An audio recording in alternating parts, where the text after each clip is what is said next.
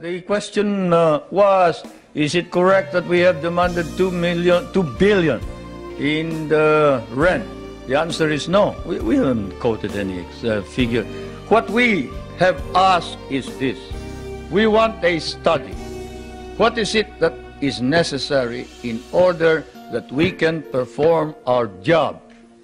You and I know that if the Philippines is attacked, the United States is not necessarily bound to immediately react, because the provision of the Mutual Defense Pact is that you will immediately take steps as is necessary to meet the contingency in accordance with your constitutional processes. What does that mean? That means that you go to the Senate and the House of Representatives. What does that mean? That means delay while we are dying there.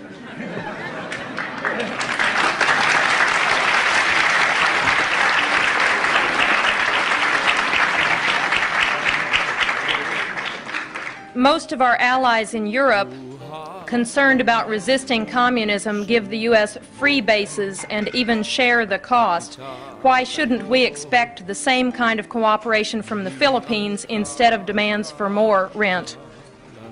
Well, for one thing, you haven't exactly paid for what we lost in the last war. If we must make an accounting, 75% of our cities were devastated in the last war. We lost 1 million men. Shall I quote you the statements of Roosevelt and MacArthur that every Carabao will be paid for? Shall I tell you that the veterans who were inducted into the USAF, the United States Armed Forces of the Philippines, of the Far East, your armed forces, were paid only 1/2 the salary of your soldiers? Shall I tell you that we almost turned communists because you refused to recognize us? Shall I tell you that I had a difficult time stopping my guerrillas, 25,000 of them, from joining the communists, because precisely you sort of forgot that we had done the fighting for you, you know, and we were parts of your armed forces.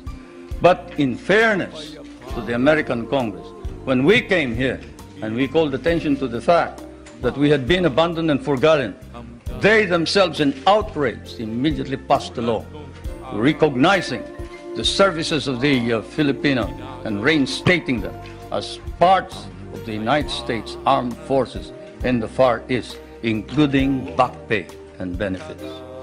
That, Madam President, is the answer, in addition to the fact that those people that you are talking about have been making money at the expense of the United States for quite a long time, while we have not.